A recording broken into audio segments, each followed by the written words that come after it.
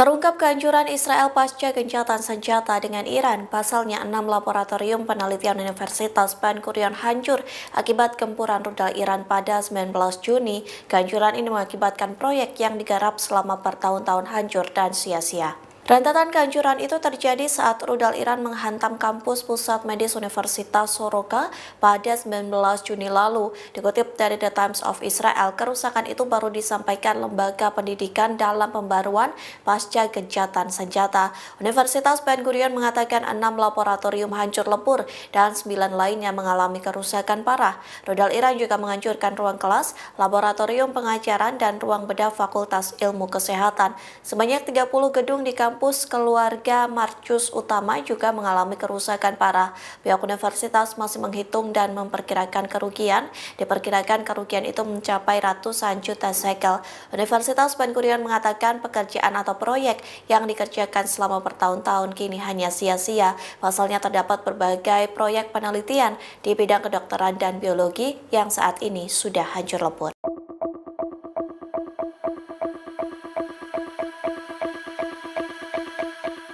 Intelijen rahasia Amerika Serikat membocorkan bahwa serangan ke situs nuklir Iran pada 21 Juni kurang efektif. Hal ini membuat Presiden Amerika Serikat Donald Trump panik sendiri. Pasalnya Trump langsung memperketat pembatasan intelijen seusai laporan tersebut bocor. Dikutip dari Al-Mayadeh, hal itu disampaikan seorang pejabat senior Gedung Putih pada Rabu 25 Juni. Ia mengatakan bahwa saat ini ada perang terhadap pembocor informasi. Kebocoran itu memicu kemarahan di Gedung Putih dan mendorong penyelidikan FBI. Para pejabat mengklaim bahwa laporan intelijen Amerika Serikat terkait serangan situs nuklir Iran yang tidak efektif adalah laporan awal yang tidak lengkap. Gedung Putih menyebut laporan itu hanya berdasar citra satelit saja. Kini pemerintahan Trump memperketat akses ke intelijen dan mencegah campur tangan mereka. Diketahui sebelumnya intelijen Amerika Serikat membantah klaim Trump yang menyebut jika fasilitas-fasilitas nuklir tersebut hancur.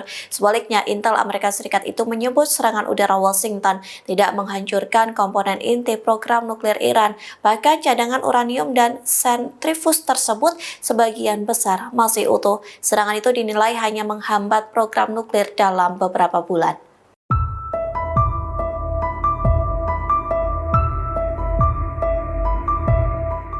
Korps Garda Revolusi Islam Iran atau YRGC menegaskan kesiapannya menanggapi agresi Israel dan Amerika Serikat. Oleh sebab itu, pasukan YRGC dalam siaga tinggi meski gencatan senjata resmi diperlakukan.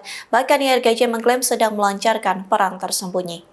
Dikutip dari Al-Mayadeh, hal itu disampaikan Panglima Tertinggi YRGC Mayor Jenderal Muhammad Pakpor pada Rabu 25 Juni yang menegaskan Iran tidak akan ragu untuk menanggapi tegas agresi dari Amerika Serikat dan Israel. Pakpor mengatakan Iran siap menghadapi perang seperti yang terjadi selama 12 hari terakhir. Pihaknya juga menyatakan bahwa para pemimpin Iran tidak mempercaya musuh. Hal itu dilakukan demi mempertahankan kedaulatan nasional yang tidak dapat ditawar-tawar. Kementerian Intelijen Iran juga mengumumkan bahwa mereka sedang melancarkan pertempuran sengit dan berlapis-lapis dengan badan intelijen musuh, termasuk Mossad Israel, Badan Intelijen Pusat Amerika Serikat, dan Dinas Intelijen Inggris. Kementerian tersebut menegaskan bahwa pihaknya mengandalkan jaringan intelijen khusus untuk mengumpulkan informasi sensitif dan strategis.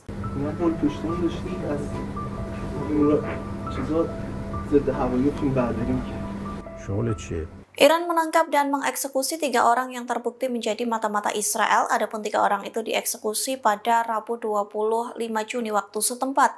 Lantas inilah tampang ketiga orang yang terlibat dalam agen Mossad. Dikutip dari The Telegraph, 3 orang itu bernama Adris Ali, Asad Sojai, dan Rasul Ahmad Rasul. Ketiganya dieksekusi di penjara Urmia atas tuduhan menyelundupkan peralatan yang digunakan dalam pembunuhan 1 orang yang tak disebutkan namanya.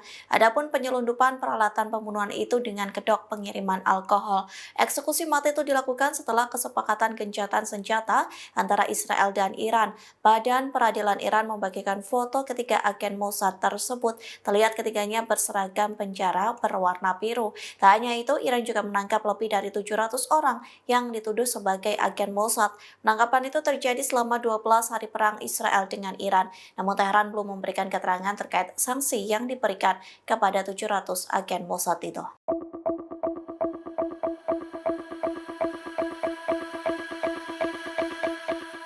Setengah warga Amerika Serikat tidak mendukung serangan Washington ke 3 situs nuklir Iran, bahkan banyak warga Amerika Serikat yang khawatir jika Amerika Serikat terlibat perang skala penuh dengan Teheran.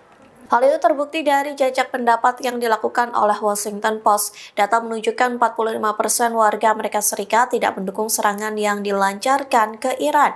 Survei menunjukkan hanya 38 responden yang setuju terkait serangan ke 3 situs nuklir Teheran, sementara 17% tidak memiliki pendapat yang jelas terkait hal itu. Kemudian 74% peserta menyatakan kekhawatiran tentang kemungkinan Amerika Serikat terlibat dalam perang skala penuh dengan Iran.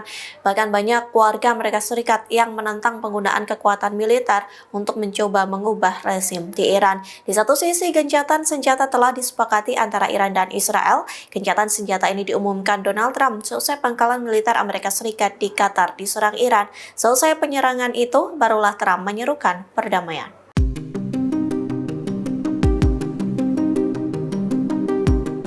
Pemimpin tertinggi Iran Ali Khamenei tidak terdengar kabarnya hingga tak terlihat di depan umum seusai gencatan senjata. Hal ini membuat warga Iran mulai khawatir dan mempertanyakan keberadaan Ali Khamenei. Dikutip dari The Jerusalem Post, Ali Khamenei tidak muncul di depan publik selama hampir 2 minggu. Meski begitu, Khamenei tetap memberikan pernyataan selama perang berkobar antara Iran dan Israel. Namun kini Khamenei belum muncul ke publik hingga belum memberikan pernyataan pasca gencatan senjata. Membaca televisi Iran sempat mempertanyakan keberadaan Khamenei kepada Kepala Kantor Iran Mehdi Fazaeli. Sayangnya, Mehdi tidak memberikan jawaban tegas terkait keberadaan Khamenei. Sebaliknya, Mehdi justru meminta warga Iran agar terus berdoa. Sementara New York Times menduga Khamenei berlindung di bunker. Ketidakhadiran pemimpin tertinggi Iran itu diduga karena menghindari komunikasi elektronik untuk mencegah upaya pembunuhan.